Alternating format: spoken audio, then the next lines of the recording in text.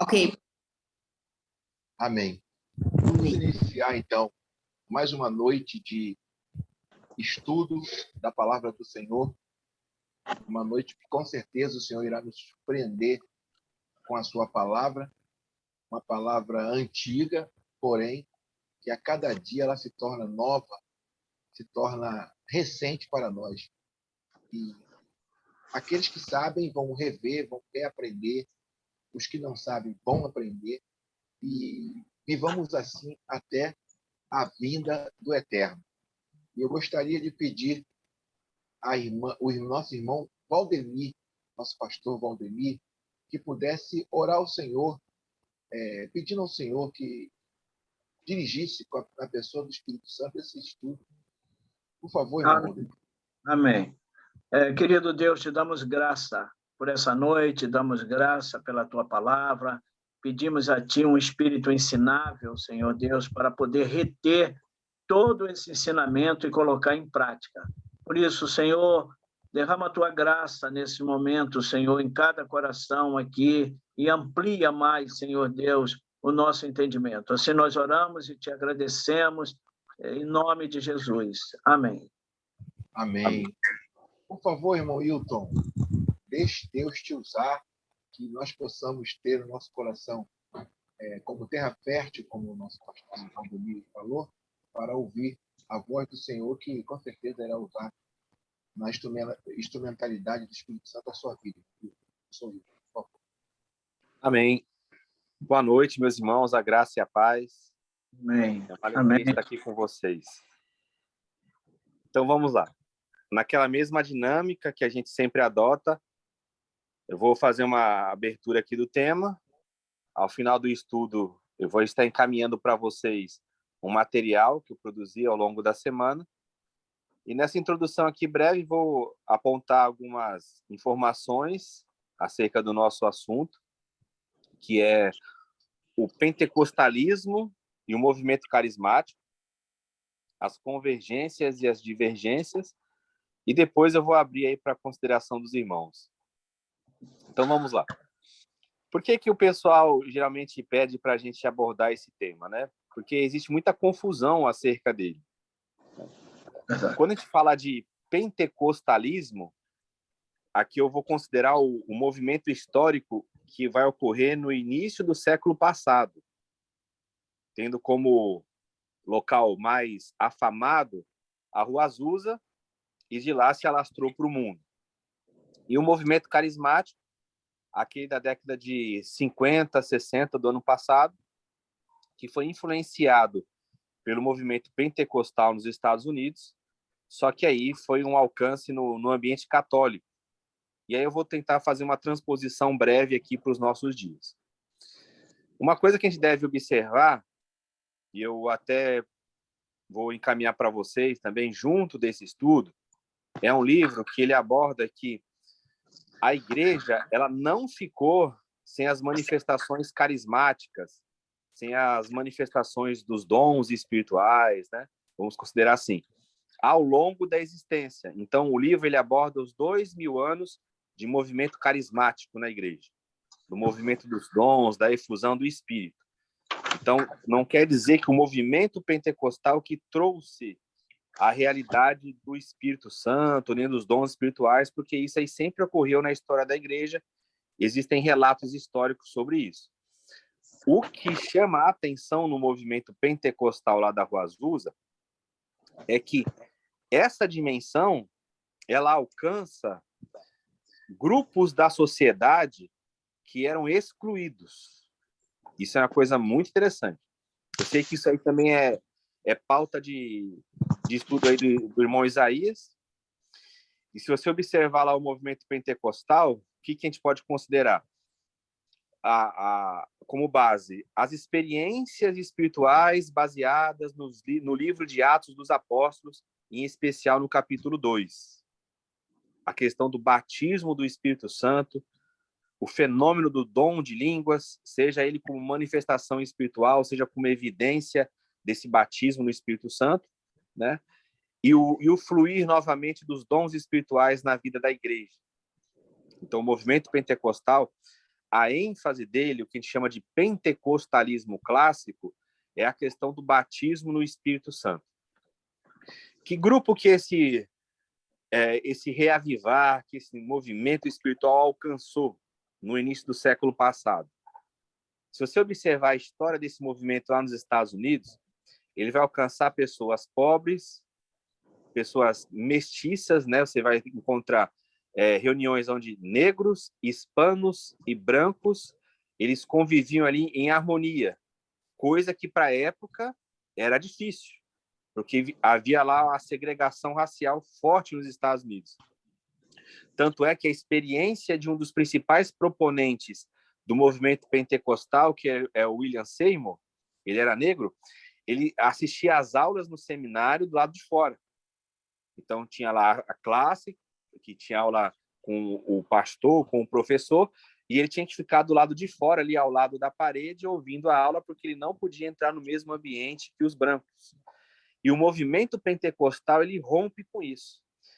Há um grande destaque também no movimento pentecostal para as mulheres. As mulheres ganham destaque nesse movimento pentecostal. Isso há um caso aqui muito interessante no Brasil, que eu já vou voltar nesse assunto. E outra questão, a hierarquia no movimento pentecostal ela não era tão valorizada no seu início. Havia aquela funcionalidade dos membros, porque os dons espirituais estavam em profusão, então cada um recebia um dom espiritual e usava, a exemplo do que ocorreu lá na igreja de Corinto, por exemplo, no relato de Paulo, no capítulo 14 da primeira epístola. Tamanha foi a efusão dessa vivência espiritual, os fenômenos, as manifestações, que muitos achavam que aquilo ali era um sinal iminente da vinda do Senhor Jesus. Eles achavam que aquilo seria a restauração da igreja, nos moldes apostólicos do início da igreja, e que ali representava o último movimentar do Espírito, o último movimento que o Espírito Santo causaria na igreja, visando a volta do Senhor Jesus. O tempo foi se passando, né?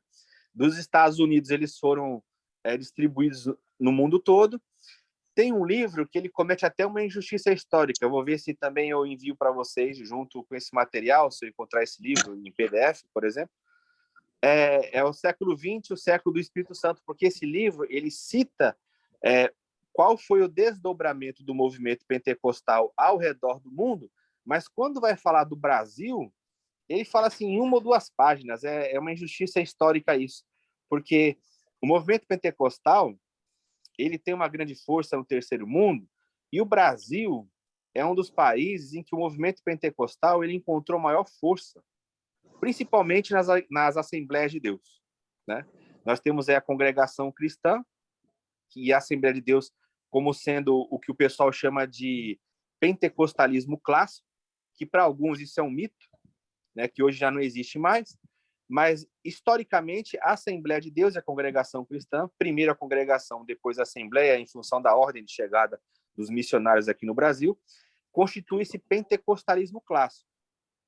E a partir daí, tudo que você vê de movimento pentecostal e neopentecostal vai sair desses grupos.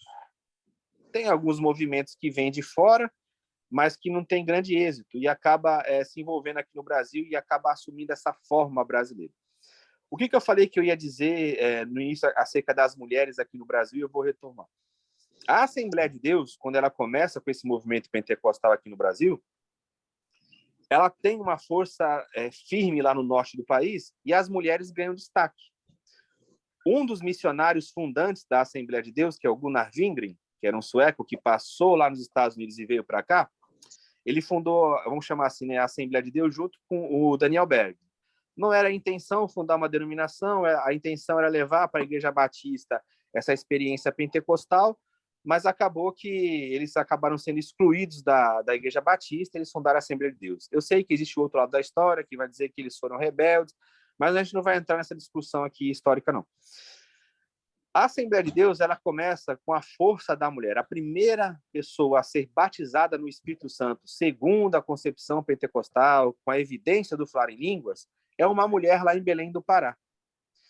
E o próprio Gunnar Wingren, ele é um homem que ele teve a experiência do novo nascimento através da pregação de uma mulher, E também foi uma mulher que orou por ele para que ele fosse revestido com o poder do Espírito Santo, para que ele viesse falar em línguas, fosse batizado segundo a metodologia pentecostal.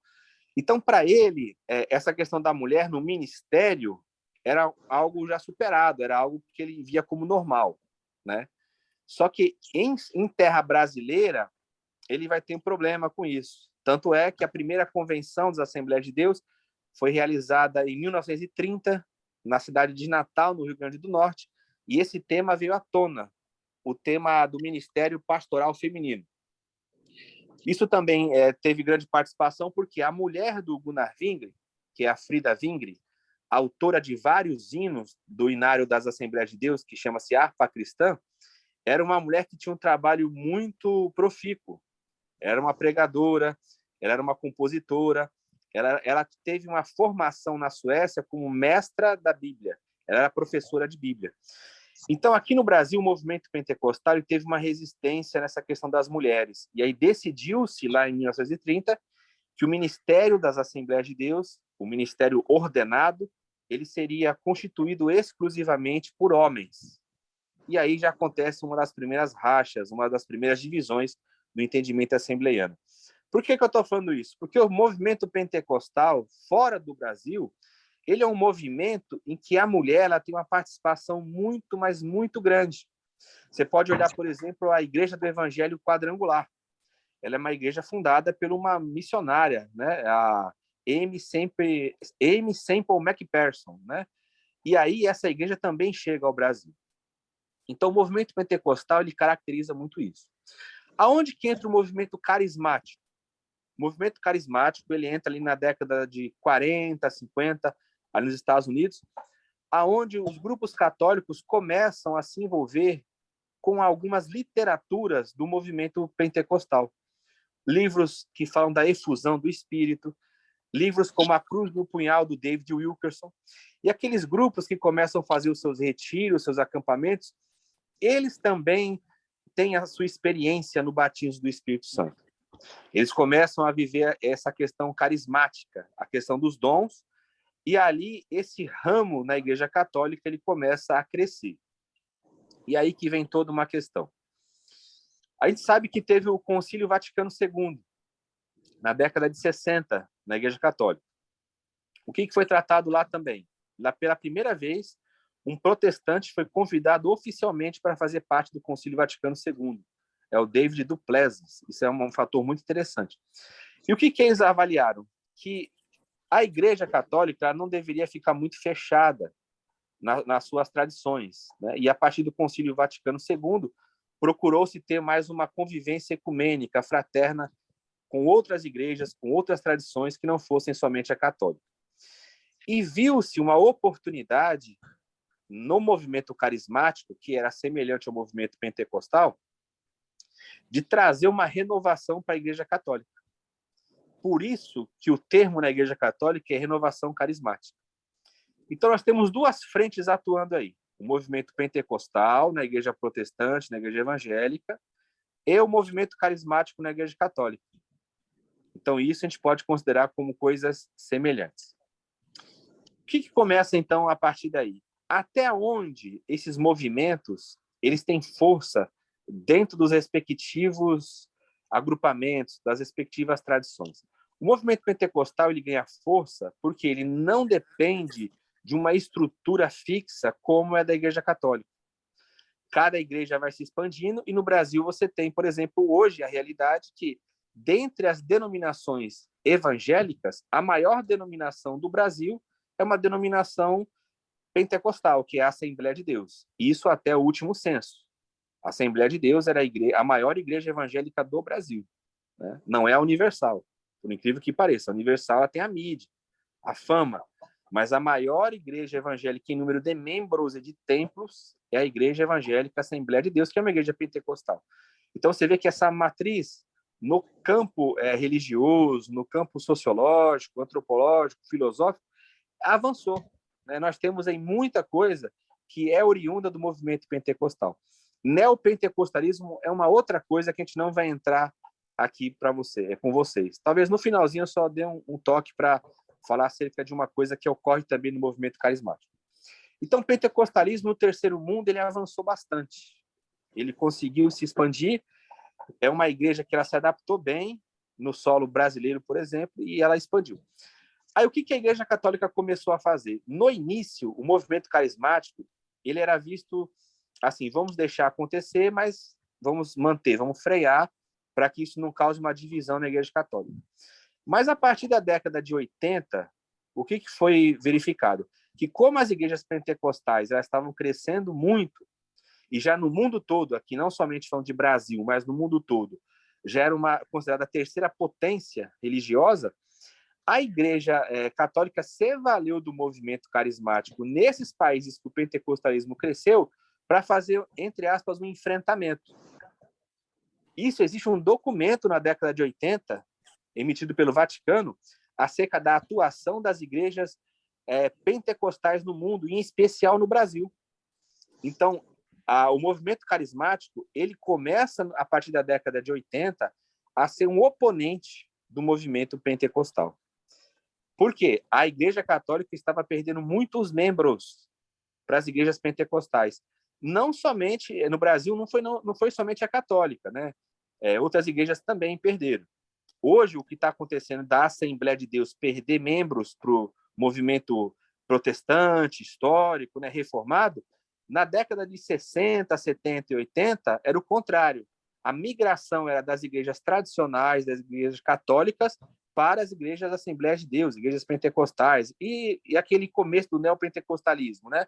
Igreja Deus é Amor, Brasil para Cristo, Igreja do Evangelho Quadrangular, Igreja Universal, Igreja Cristo Vive, aquele fluxo que está ocorrendo ali. Então, a partir disso, começa-se a investir no movimento carismático. Então, quais são as semelhanças desses dois movimentos? Eu vou falar aqui brevemente das semelhanças, das divergências, e eu vou passar para vocês para a gente entender mais um pouco isso. A semelhança é essa busca de uma renovação ou de um reavivamento, dependendo da linguagem que é usada, né? As pessoas já não aguentavam mais aqueles cultos frios, aquela liturgia seca, e eles começam a buscar essa experiência mais vívida com o Espírito Santo. Então, dá-se mais valor que a oração. A liturgia ela começa a ficar menos engessada. Hoje pode parecer até um absurdo falar isso, mas no início do movimento era uma coisa mais livre, né? Havia uma dependência maior das manifestações espirituais. Então, foi uma forma de buscar, tanto no movimento evangélico como no movimento católico, e aqui eu estou falando de maneira bem resumida mesmo, um reavivamento, uma renovação, ao que pudesse trazer de volta as pessoas para elas terem mais contato com o sagrado, com o religioso. Outra característica é a forma das pregações. São pregações mais livres, não são mais pregações onde o pregador ele tem que fazer uma homilia oficial, onde ele tem que passar o sermão para uma aprovação. É uma liturgia que leva o sermão também a ser mais livre. São pessoas que começam a ganhar destaque, né? Existe um personalismo. Através dos dons espirituais, pessoas são alavancadas, mesmo pessoas que não têm uma consagração oficial, né? Que não fazem parte do clero, vamos usar uma linguagem bem religiosa aqui, mesmo não sendo bíblica. Pessoas que têm destaque, pessoas que não têm formação teológica, pessoas que não têm nenhum tipo de formação litúrgica, elas passam a ter destaque em função da operação dos dons. Então, essas igrejas começam a ter destaque. Outra coisa, ambas começam a ganhar espaço na mídia. Você pode ver hoje que a Igreja Católica ela opera muito fortemente nessa questão.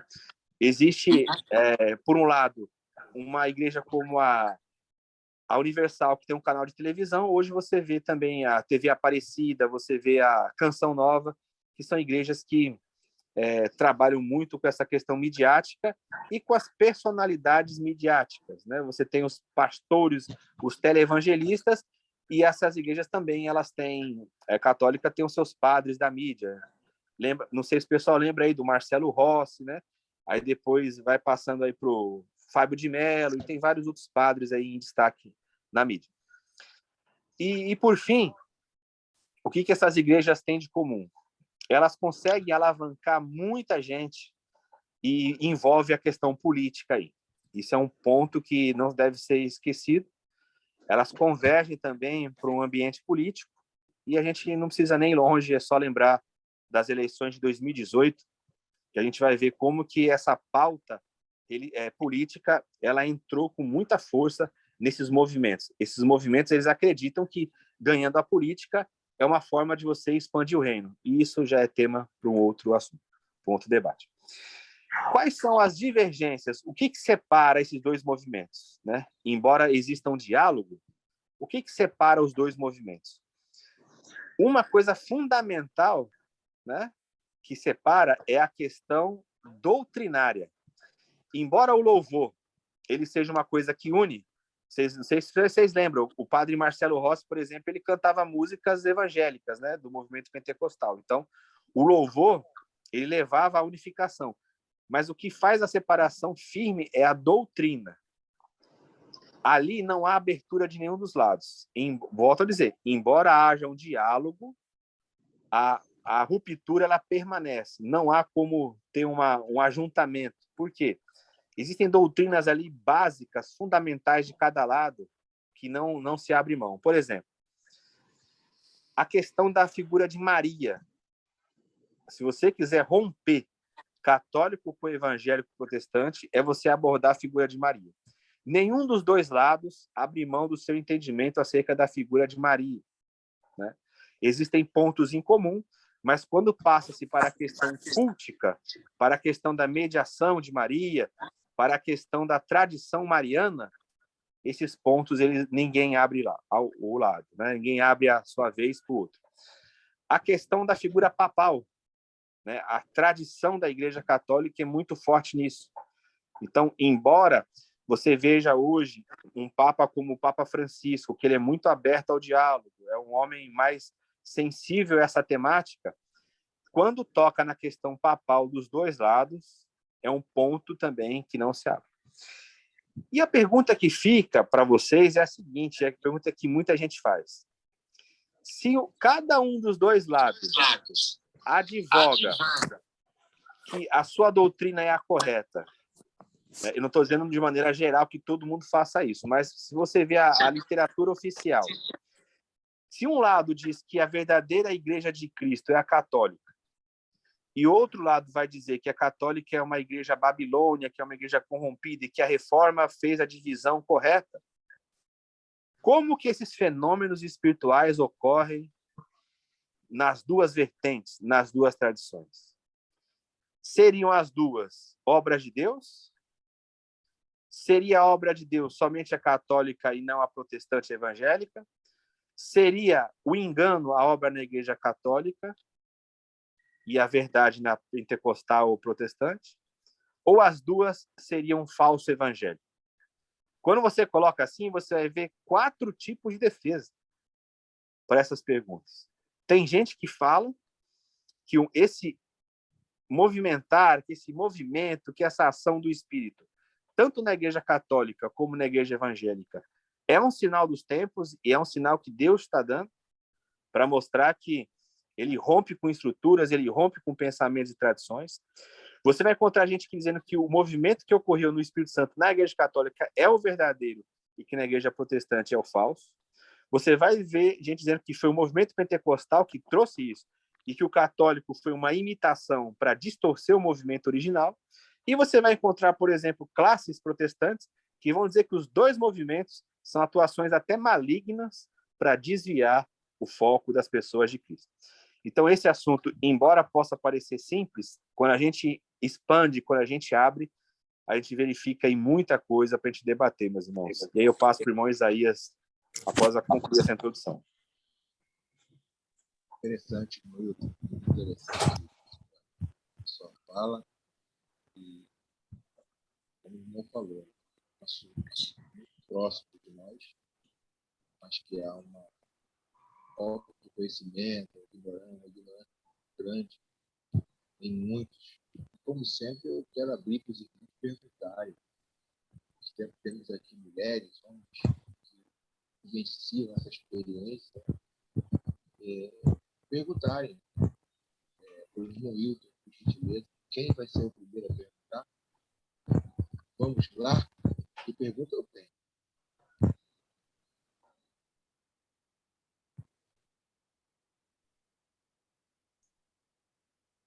Ninguém? Meus irmãos, graça e paz. Paz. Faz, Carlinhos. A Assembleia de Deus, né? Digo assim, que já fui assembleiano, entre aspas, a minha formação é assembleiana, mas assim, eu não vejo a Assembleia de Deus hoje, pelo menos a que eu participava, assim, tão pentecostal, né? E outra, eu acredito que a igreja pentecostal hoje está migrando muito para o neopentecostalismo. Desculpa se eu te falei errado. Mas existe hoje algum pentecostal, digamos, entre aspas, igreja raiz, pentecostal raiz? É, o que o pessoal diz, Carlinhos, nas questões de definição de termos, os irmãos vão entender o que eu vou dizer aqui. É que o tal do pentecostalismo clássico é igual ao enterro de anão. Você sabe que existe, mas você nunca viu.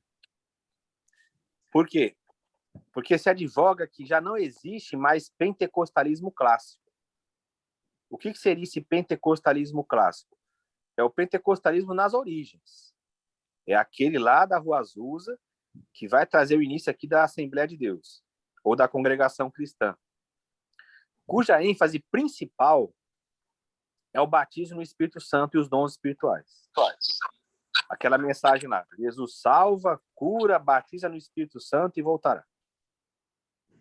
Esse tipo de evangelho, de pregação, de fato, ele sumiu. É só você ver as experiências assembleianas nos locais que a gente conhece.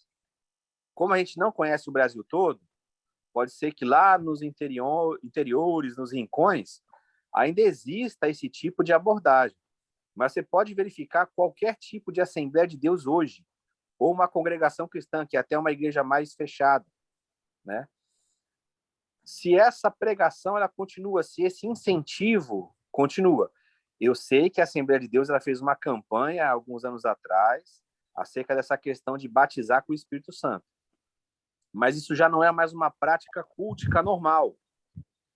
Eu não sei se o Isaías pegou isso, os irmãos aqui, quando você entrava numa igreja pentecostal, quando você fazia parte lá do hall de membros, a pergunta que fazia para você era o seguinte: irmão, você já foi batizado com o Espírito Santo? E aí você tinha que orar. O irmão Valdemir está concordando aí, não era isso, irmão Valdemir? Já perguntava assim: você já é batizado no Espírito Santo? A pessoa: não, mas eu não sei nem o que é isso. Não, você está repleto do Espírito, está cheio. Então você vem aqui na reunião, a gente vai orar. E orava, impunha as mãos, e a pessoa buscava. E você até tinha crises com isso, né? Quando a pessoa não era batizada, não falava em línguas, você via pessoas deprimidas por causa disso, julgando-se cristãos de segunda classe, porque havia esse incentivo, você tem que ser cheio, você tem que buscar. Eu mesmo tive essa experiência em casa, porque eu entrei para a igreja, todo culto era isso, e aquilo para mim era o seguinte: enquanto eu não for, eu não paro, e eu buscava todo dia isso. Hoje você já não vê mais essa questão. Então, como você falou, a sua experiência aí com a Assembleia de Deus, ela pode refletir a experiência de muitos aqui. O movimento, de fato, neopentecostal, ele assumiu a vanguarda aí na questão da interpretação teológica, por incrível que pareça. Né? Por quê? Foi aquilo que trouxe gente. Antigamente, olha o fenômeno que interessante. As pessoas, elas tinham aversão ao tipo de vida que esse pentecostalismo clássico trazia, porque era muito pesado. Você não podia jogar, você não podia ver televisão, você não podia ir no cinema, você não podia ir na praia, você não podia usar barba, você não podia cortar o cabelo, você não podia usar batom, não podia usar calça, então os shorts, então era uma coisa muito pesada. Porém, quando você ia para a prática cultica, as coisas aconteciam lá. Então as pessoas, elas interpretavam que aquele modo de vida, embora fosse pesado, ele era um modo de vida aprovado por Deus. Porque qual que era a aprovação de Deus? Você ir no culto e você vê uma profecia, você vê uma pessoa ser curada, você vê alguém chegar lá e Deus revelar as coisas, então você fala assim: não, Deus está nisso aí. Você viu uma igreja como uma Deus e Amor, que é totalmente radical, mas você no culto a Deus é amor, e o missionário falava assim: ouvinte, você que está agora na cadeira de roda, você vai andar, você que está com muleta, joga a muleta fora. Aí quando você via isso, você fala assim: Deus está operando nesse meio.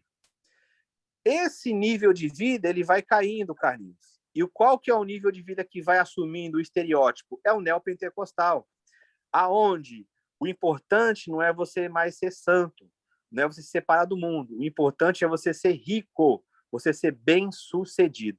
E para isso, você não precisa de falar em línguas.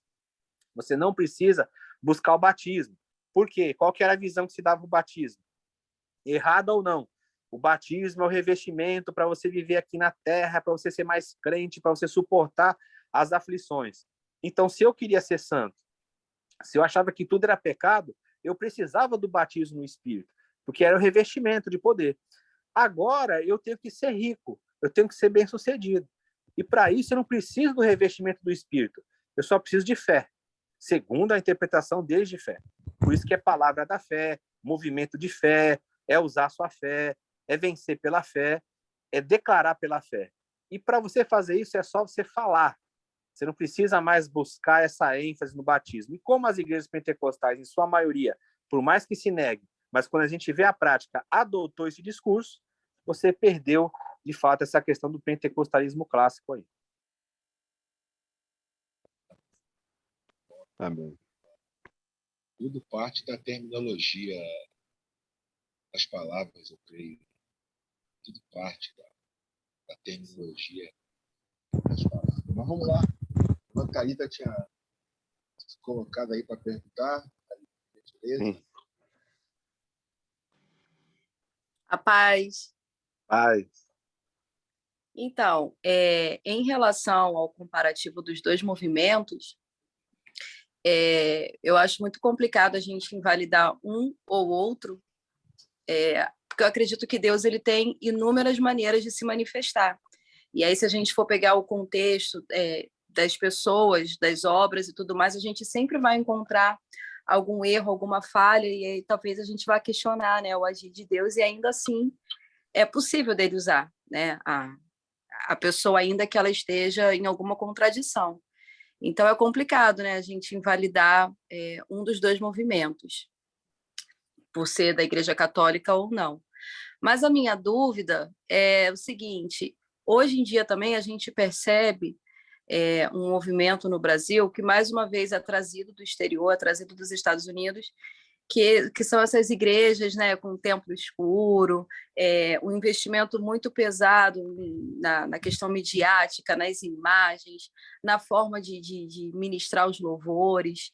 Então, a minha dúvida é qual é esse movimento? Já existe algum nome para esse estilo de igreja? Por exemplo, eu não consigo enxergar esse grupo, essas igrejas pentecostais, mas também não consigo enxergar como uma igreja mais fria, mais doutrinária. Como que a gente pode caracterizar esse novo grupo que está surgindo aí com tanta força, né? Que também carrega junto o worship, enfim. Isso. Muito interessante. Depois eu vou fazer uma pergunta para a Thalita com relação a essa questão das libras, que me veio aqui na mente. Eu sempre tinha essa dúvida, depois eu vou perguntar para ela. Tá bom. Eu vou explicar. Olha que interessante a pergunta dela. Esses movimentos do passado, eles importavam o que de fora? Eles importavam a doutrina, o ensino. Então você via lá, aconteceu um movimento pentecostal nos Estados Unidos. Os missionários vieram para cá. O que começava a se fazer? O ensino. Então se ensinava. Até os anos 90, 2000, também era o ensino. Você pode ver que é sempre o ensino que vem. Movimento da fé, teologia da prosperidade, até esse reavivamento calvinista, também é doutrinário. Tudo era no campo do ensino. Não tinha essa questão litúrgica. Essa questão litúrgica ela vai começar no finalzinho dos anos 90, dos anos 2000, e agora ficou essa febre. Alguns vão chamar de worship, né, como ela falou, mas você também não consegue caracterizar por quê. É uma coisa muito... Ela é híbrida. Talvez ela seja como os filósofos do nosso tempo usam, né? Ela é líquida. Então, você não consegue identificar, você não consegue ter uma definição clássica sobre isso. Por quê? Eles trazem a liturgia, então a importação está sendo a liturgia e não da doutrina. Aí a pessoa fala assim, mas a forma de falar não é doutrina? Não, a forma não é a essência.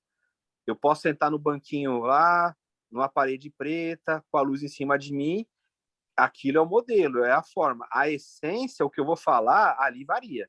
Você tem gente que fala daquela forma de pregação neopentecostal, você vê gente pregando daquela forma, na forma reformada de ser.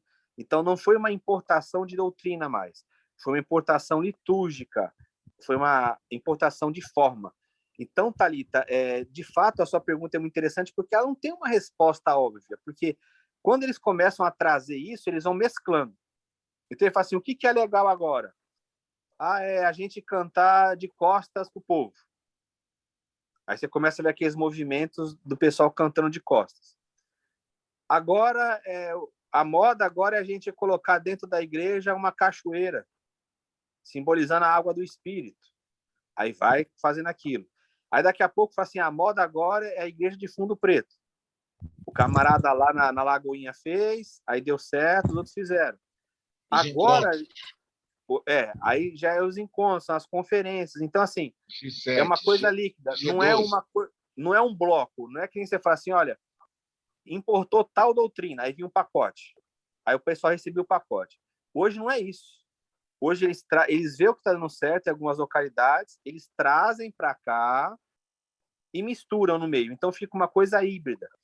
Alguns já estão nomeando isso aí como movimento pós-pentecostal. Tinha o pentecostal, aí veio o neopentecostal, agora é o pós. Outros falam que é pan-pentecostal, porque pan vem de tudo. Então o cara absorve tudo. Então, Thalita, já não tem mais assim identificação nem doutrinária, nem litúrgica. O cara ele fala assim, olha, a gente está aprendendo com fulano de tal. Aí numa semana ele faz aquilo.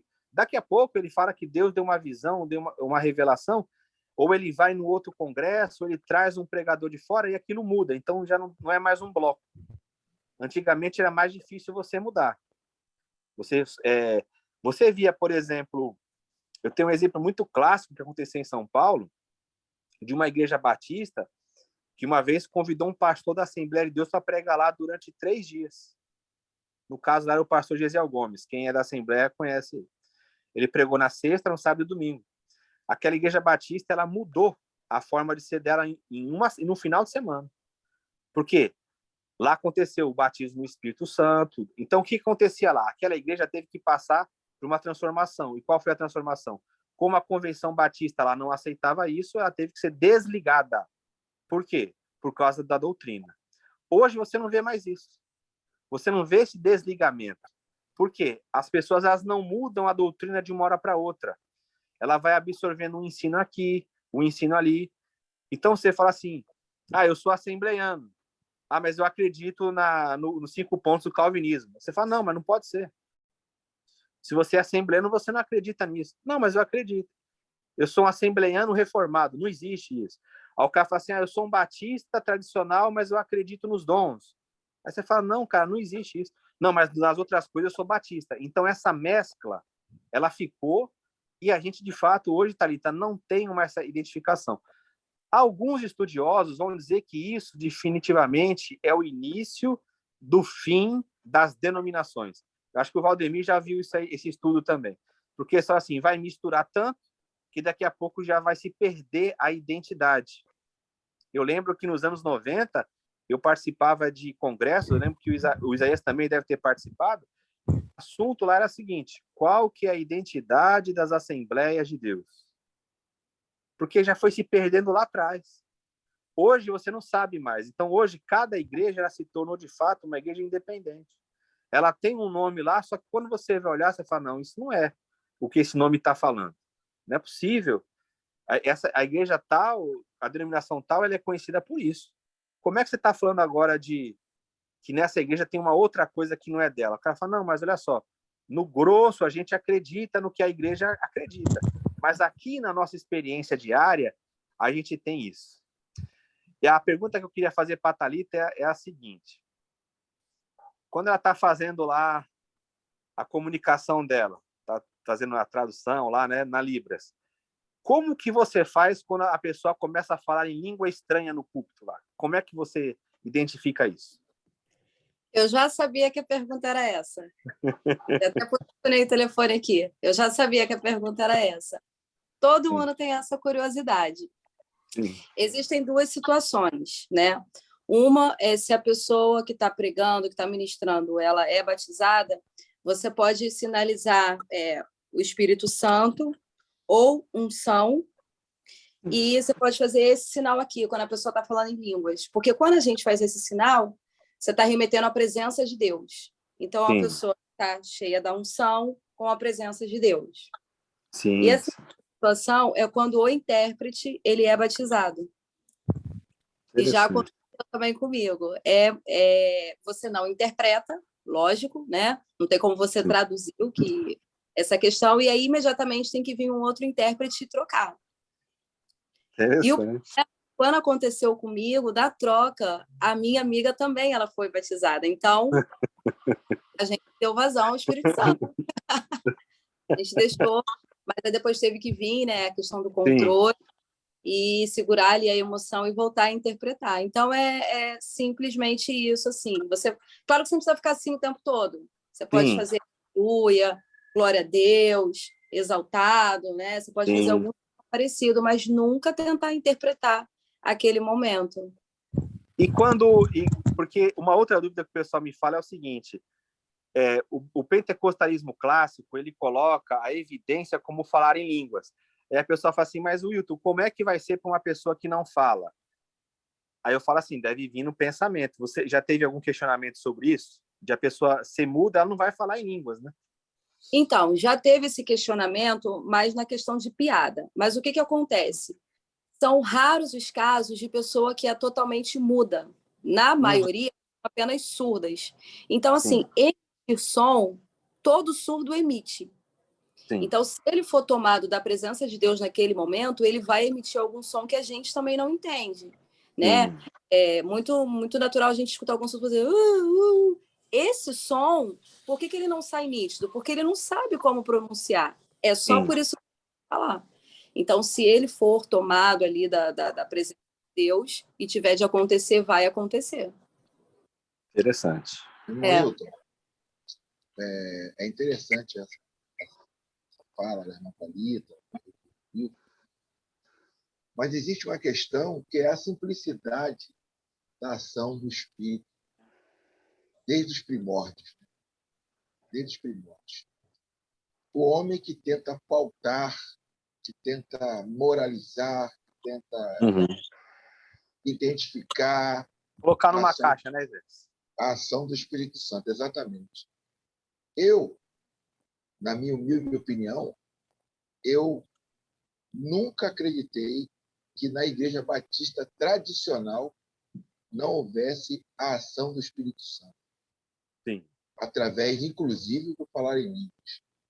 Inclusive, eu conheci pastores que eles eram batizados do Espírito Santo e eram de igrejas tradicionais. Eu já tive uma experiência de ir numa igreja presbiteriana lá em Criciúma, igreja que é tal que as pessoas brincam, de sorveteriana, né? Aquela liturgia bem tranquila e tal. E na hora que o líder lá, o jovem, pediu para nós nos abraçarmos para orar um pelo outro, eu comecei a orar pelo senhorzinho da igreja e ele começou a falar em línguas. Sim. E Deus usou ele para mim. E aí, quando ele acabou, assim, parece até que ele tinha cometido erro, assim, ninguém pode saber. Entendeu? Então, é algo, assim, bastante natural, né? Bastante natural, que eu creio que o dono da igreja faz e acontece e ninguém vai conseguir formatar. Tem uma pergunta aí do nosso irmão, que botou a mãozinha aí para perguntar, mas antes eu queria entrar naquele momento importante da nossa reunião, que a irmã Sheila já lembrou aqui, é o momento da nossa contribuição na vida do nosso irmão Will. É um momento importante. Queria que só que o irmão segurasse, por gentileza, a pergunta dele, e a sua pergunta vai ser importante. Segura só um minutinho. E eu queria dizer aqui para os irmãos os dados para você abençoar o nosso irmão Wilton, que é o nosso professor. Ele não faz essa questão, mas nós aqui achamos que, biblicamente, ele deve ser honrado com uma oferta, até porque é um ministério que Deus deu para ele, que é o ministério do ensino. Eu gostaria que você agora pegasse a sua caneta, você que ainda não tem o Pix do nosso irmão Wilton, pegar a sua caneta, por gentileza, onde você estiver aí, pega a sua caneta. O nome do irmão Wilton é Wilton José Chime, Banco do Brasil, agência 28622, repetindo, agência 28622, conta corrente 29824, dígito 7, 29824, dígito 7, e o Pix também. Pix que está fazendo um ano agora, semana passada, né? Tem o Pix do irmão Wilton, que é o CPF dele, que é 285-753-398-50. Repetindo, CPF Pix 285-753-398-50. É o Pix do irmão Wilton. Eu não vou dizer aqui para você semear na vida do irmão Wilton, porque eu não acredito que pode ser. Você vai abençoar ele, vai dar uma parcela, uma quantidade das bênçãos financeiras que Deus te deu, você vai repartir para o nosso filho. O negócio de semear aí é complicado demais. Então, vamos voltando aqui à nossa aula. Eu gostaria de pedir ao nosso amado irmão que perguntasse ao nosso irmão Isaac. Por favor, irmão Isaac. Quero agradecer a participação dessa aula, mais uma vez, com bastante esclarecimento. A minha pergunta é o seguinte: foi falado a respeito do movimento espiritual e a evidência do Espírito Santo. Em se tratando de falar em novas línguas, a minha pergunta a evidência em novas línguas não é a tradução daquilo que se fala? Por exemplo, em uma ocasião, 2016, que eu estive na França, e teve um culto que participou, lá existe uma tradução simultânea, ou uma tradução, você coloca o fone de ouvido, o culto está em um idioma, a pessoa traduz para o idioma que você entende. Então, participou um árabe nesse culto, só que ele chegou um pouco tarde, ele não usou o fone de ouvido nem nada para ouvir a tradução. Então, resumindo, por certo, ele não entendeu o culto, não entendeu nada da liturgia, mas quando terminou o culto, ele foi até os irmãos que estavam ali, os presbíteros, e ele tentava falar com eles alguma coisa, e eles não entendiam, devido ser árabe. Aí um daqueles presbíteros que estava ali perguntou se ele sabia falar espanhol, ele falou que sabia. Então ele falou: fala em espanhol que eu vou traduzir em francês aqui. Daí ele falou: eu quero ser batizado nessa igreja, eu quero servir a Deus. E alguém, as pessoas não conheciam ele, perguntou de onde que ele era, se ele já tinha congregado alguma vez. Ele falou que não, que era a primeira vez. Mas ele entrou muito aflito ali dentro, e passando em frente à igreja, ele falou: se Deus estiver aqui, eu vou ficar aqui, porque estava com angústia de morte, vamos dizer assim. Aí ele explicou que quando o povo, a Irmandade, glorificava a Deus, alguém falou, no idioma dele, em línguas, Alá Manahê, ou seja, aí ele explicou que Alá, para ele, é Deus, Manahê, está aqui.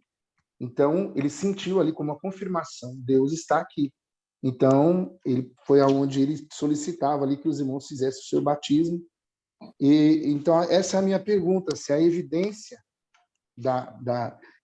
por falar em línguas, a evidência seria a tradução, e se existe também uma linguagem e mistério que não tem tradução, que é só para edificação da alma. Não sei se ficou aí, foi bem formulada a pergunta, mas fica aí para os irmãos explicarem. Eu agradeço. Nós que agradecemos, irmão Isaac, a sua presença aqui, enriquecendo. Por favor, professor. Amém. Pergunta bem interessante é do irmão Isaac. Eu vou explicar dentro da perspectiva pentecostal clássica, né? Dentro do ensino pentecostal, essa questão que o irmão Isaac abordou. Existem duas manifestações no livro de Atos dos Apóstolos e na carta de Paulo aos Coríntios acerca disso. A primeira é essa que o irmão falou, a questão da tradução. É o evento que ocorreu lá em Atos capítulo 2. Todos foram cheios do Espírito e começaram a falar em línguas conforme o Espírito concedia que falasse. Então, ali aconteceu um milagre. Qual que era o milagre? Eles falavam e as pessoas de outras nacionalidades ouviam na sua própria língua falar das grandezas de Deus. Então, a dúvida que surge é a seguinte: o milagre ocorreu aonde? Na boca ou nos ouvidos? Eles já falavam numa linguagem que ia chegar no ouvido traduzido, ou eles falavam no seu idioma e no ouvido acontecia a tradução. Bem, a Bíblia não fala sobre isso. Ela só fala que eles ouviam falar nas suas próprias línguas acerca da grandeza de Deus. Então, eram línguas desconhecidas para quem falava, mas não eram desconhecidas para quem ouvia. Então, o Espírito Santo ele agiu como um tradutor de fato de línguas nativas ali. Ali não foi linguagem espiritual, foi um fenômeno espiritual trabalhando em linguagens nativas. Ouvimos falar nas nossas próprias línguas das grandezas de Deus. Então, ali é tradução mesmo. Agora, quando Paulo trata do assunto em 1 Coríntios 14, no verso 2, ele fala que aquele que fala de mistérios ou fala mistérios, fala a Deus. E ninguém o entende, porque em espírito fala em mistérios ou de mistérios. Aí, nesse caso, precisa de uma interpretação espiritual, que não se aprende em nenhuma escola de idiomas aqui da Terra, né? Aí, como o irmão falou, é uma edificação própria, se eu estiver sozinho, e se eu estiver no meio de pessoas, desde que haja intérprete, aí é uma edificação mútua. Se fosse uma escola de idiomas, Paulo não falaria para que aqueles que falam em línguas orem para que possa interpretar. Então, veja, a interpretação ela necessita não de estudo, mas de oração. É um dom. Falar em línguas e interpretar. Então, nesse caso da vivência da igreja, aí é língua desconhecida. Aí tem toda uma dinâmica na reunião da igreja para que a gente possa usar esse dom de maneira livre. Agora, Atos 2 é um outro fenômeno. Então, a gente vê acontecer duas coisas, né?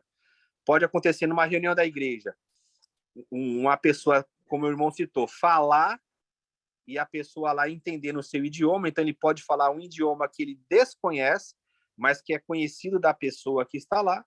Ou pode ser também a pessoa falar em línguas desconhecidas aqui da Terra e acontecer a interpretação espiritual para a edificação da igreja. Então, os dois fenômenos são possíveis de acontecer. Amém. Mais alguma pergunta? Mas antes do, talvez o Isaac tenha outra pergunta, eu gostaria, não posso esquecer, de glorificar Deus pela nossa página no YouTube. Muitas participações, pessoas entrando, participando, e você aí que não tem ainda acesso aos estudos passados, irmão Isaac, a página é Isaías Campos dos Santos. Vou anotar aqui. Isaías Campos dos Santos. Lá tem todos os nossos estudos aqui, para os irmãos estudar, para passar para outras pessoas, né? Ou, dia que for fazer algum estudo na igreja, pegar ali dados ali, etc., né? Então, o irmão passe aí e se inscreve lá na nossa página. E o irmão está satisfeito? Tem alguma outra pergunta, alguma questão? Olha, estou satisfeito, maravilhado com a explicação E em se tratando de também pessoas surdas, eu participando de um culto também, tinha uma surda de nascença, igual a irmã explicou. Tem algumas pessoas que ele ouve um pouco, consegue falar um pouco, né, sussurrar algum som, mas essa, na ocasião, 22 anos de idade, surda, né, de nascença, nunca havia falado, e ali a pessoa estava fazendo a tradução, né, a interpretação ali a tradução de sinais para que ela pudesse compreender. Acreditamos assim que o Espírito Santo em si ele fala no coração, ele fala na alma, mas precisa haver essa questão da inclusão social. Então as igrejas estão adotando a questão da tradução simultânea, a tradução de Libras. Porém, nesse culto, eu até não conhecia, eu estava num local que eu não conhecia as pessoas ali. Quando estava no término do culto, aquela surda, ela começou a chorar e falar em línguas, assim, mas copiosamente, tá? Durante um grande período. E ela falava uma linguagem muito bonita. E quando terminou, a família nos procurou e falou, né, o pai e a mãe impressionados, dizendo que ela era surda de nascença, ou seja, ela não produzia sons assim como acho que a questão daqueles que produzem um pouco de som, escutam um pouco, ou escutou, depois ficou surdo, né? Ela era de nascença. Então, assim, naquele dia ela falou, como nós chegamos à compreensão que naquele dia ela saiu dali e agora, de quando em quando, a mãe explicou para nós que essa linguagem manifesta. Então, eu tive essa experiência também. E eu achei muito interessante. Antes da tradução,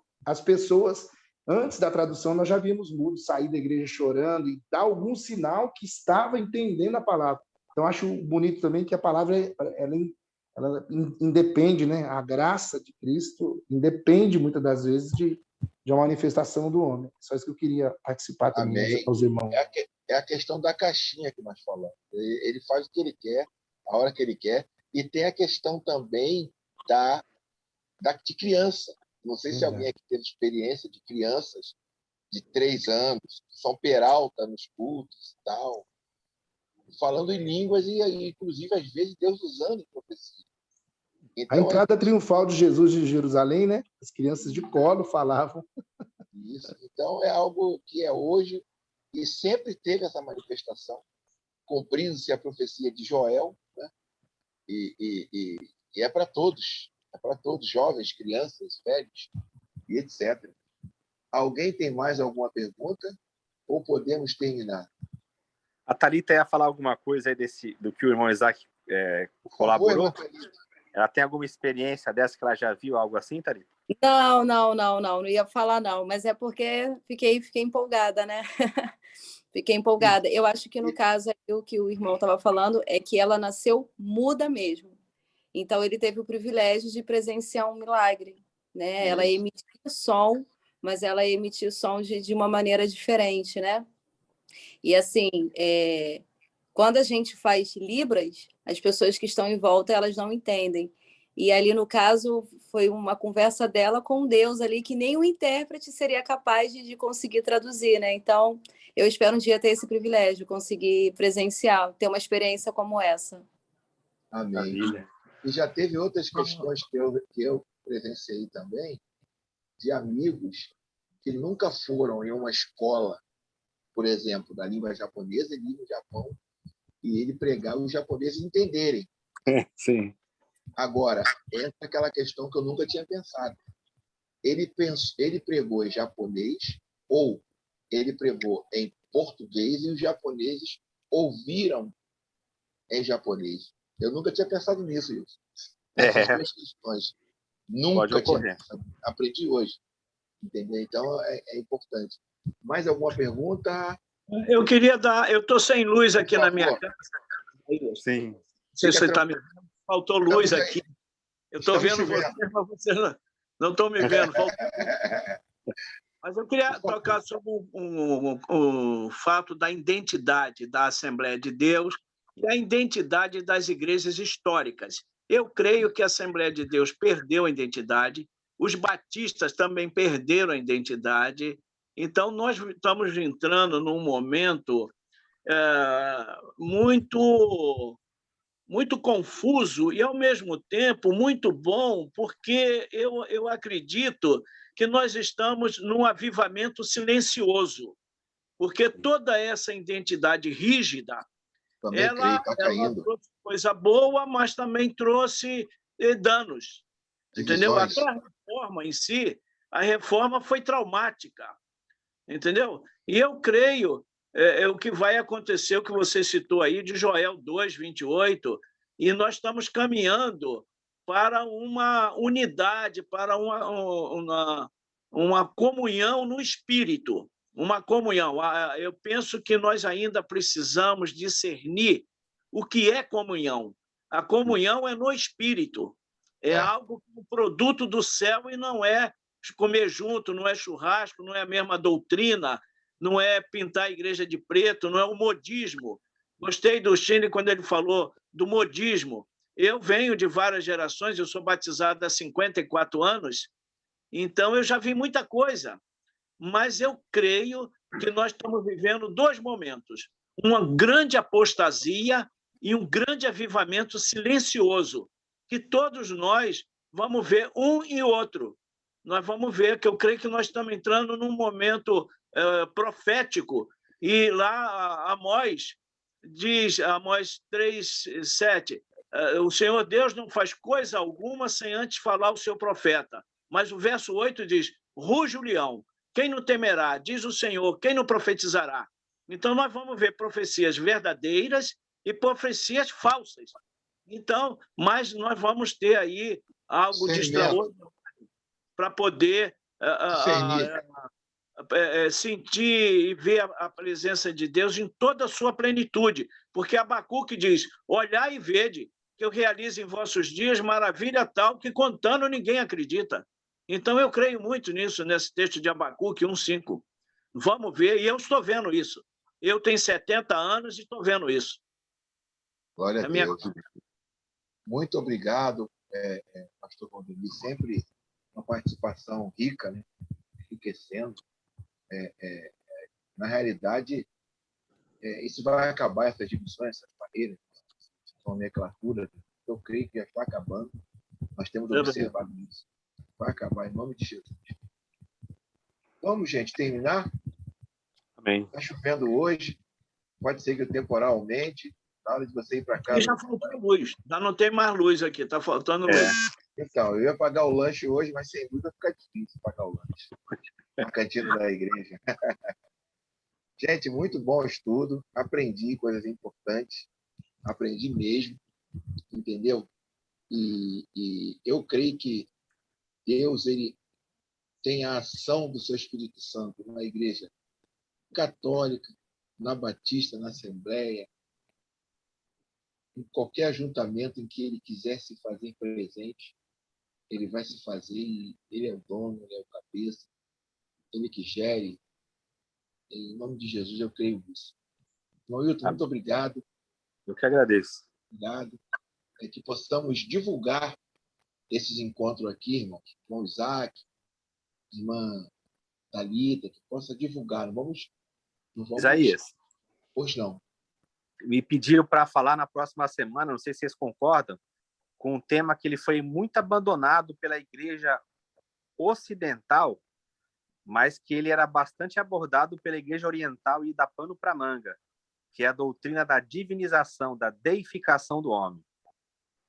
Rapaz. O que é ser participante da natureza divina? Muito bom, muito bom. E vamos também trabalhar isso aí? E depois o Concílio Vaticano II, o segundo Concílio de Jerusalém, o Ticum II. Muito Sim. bom a gente conversar sobre isso, os judeus, a atuação dos judeus. Sim. Então tá bom. Show, então. Fechou, irmão Hilton. Fechou. Amém. Vou convidar amigos aí para participar, que esse é bom, hein? Tá, esse é bom. Irmã Sheila, muito obrigado, irmã Sheila. Obrigado, gente. Pela sua ajuda aí. Irmã Sheila hoje está na vida. Irmã Sheila está na vida boa, não está lavando louça. Amém. Dá um beijo no maridão aí, fica na paz do Senhor Jesus. Vamos orar. Amém. Curva sua cabeça, Senhor. Te Amém, Jesus. louvamos, Pai, porque tu sempre se faz Oh, presente glória. aqui nessa igreja. Muito obrigado, Senhor, porque aqui nós fazemos algo, Senhor, que tem sido um pouco abandonado, muitos irmãos nossos, que é nos preocuparmos em aprender a tua palavra para sermos um pouquinho mais fiel a ti, Senhor. Muito obrigado, Jesus, porque tu tem usado o nosso professor, tem guardado ele, dado graça e principalmente unção no ensinar, sabedoria no ensinar, com a sua pedagogia particular que ele tem, que faz com que todas as palavras que ele fala, elas sejam encaixadas, Senhor, perfeitamente na nossa mente, para que nós possamos viver o que estamos aprendendo aqui e repassar para outras pessoas. Senhor, guarda esse movimento, esse grupo de estudos. Nós repreendemos, Senhor, toda obra maligna, todo movimento contra esse grupo que se reúne aqui na internet, Senhor, nós repreendemos em nome de Jesus. Amém, Jesus. Sabemos que ninguém é mais interessado em que isso aconteça, Amém, Jesus. que essas reuniões aconteçam toda quinta-feira, do que o próprio Senhor. Ninguém é mais interessado. Amém, Senhor Jesus. O Senhor participa, o Senhor se humaniza Aleluia, nos Jesus. perguntadores, o Senhor se humaniza nos comentários do irmão Valdemir, o Senhor Amém, se Jesus.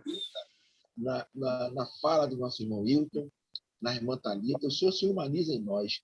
Então, a sua participação aqui é primordial. E nenhuma força, nenhuma potestade pode conturbar, pode tumultuar, pode fazer com que esfrie esse calor nos nossos corações das quinta-feiras. Por isso, Senhor, eu te louvo. Glorifico o teu nome. Por favor, Senhor, segure na minha mão.